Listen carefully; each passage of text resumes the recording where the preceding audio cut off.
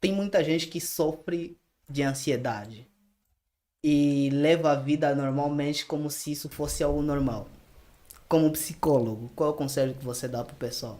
É tipo, precisa procurar uma ajuda ou continuar vivendo isso? Porque assim, eu conheço muita gente que fala, ah, eu sou ansiosa e tal, e leva isso na desportiva, sabe? Sim.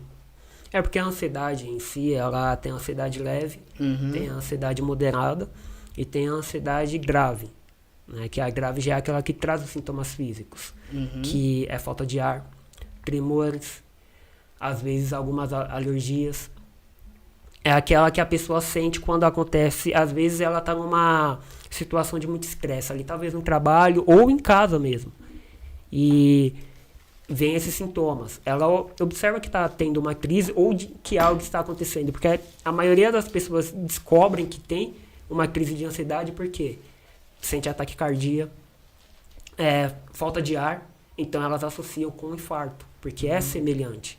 Então uhum. elas saem correndo ao PS e quando chega lá é submetida ao exame. Aí tem o diagnóstico de que não tem nada, o coração da pessoa está normal.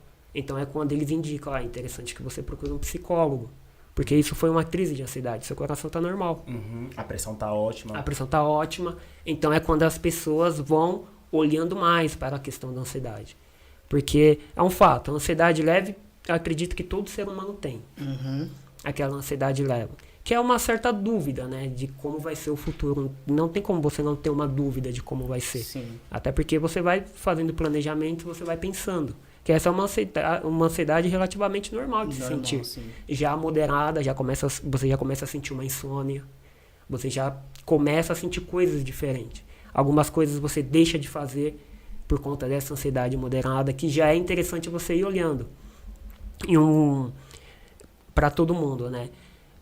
Olhar cada vez mais para si mesmos, observar, né, em relação à ansiedade, que você observando você vai conseguindo saber, né, como é que você está lidando com isso, principalmente quando você começa a sentir insônia, quando você vai sentindo insônia.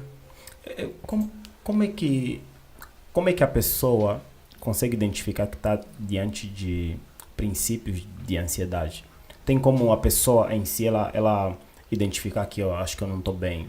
Tem alguns sintomas assim visíveis?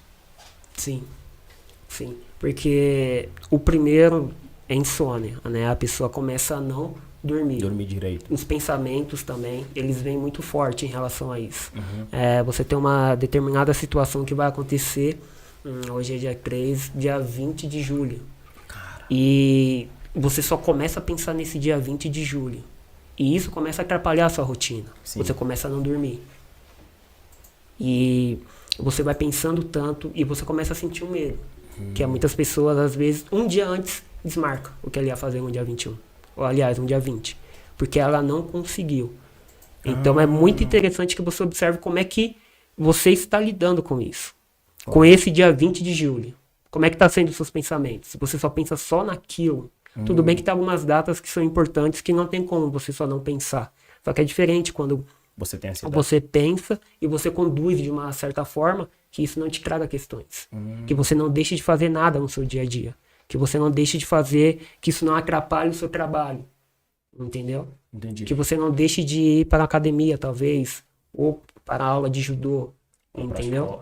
Mas, Mas- tipo, mas isso que você falou tem a ver com a antecipação do futuro? Você acha, tipo, vai, eu vou passar por uma prova, um exemplo, vou fazer uma prova daqui a um mês e eu já fico sofrendo por essa prova agora. Tem a ver com isso que você falou? Totalmente. Totalmente. É a antecipação do futuro de fato. Só que às vezes é difícil isso não acontecer.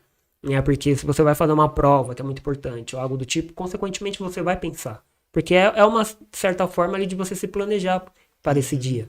Só que aí isso já começa a atrapalhar a sua rotina. Isso já começa a te causar sensações físicas.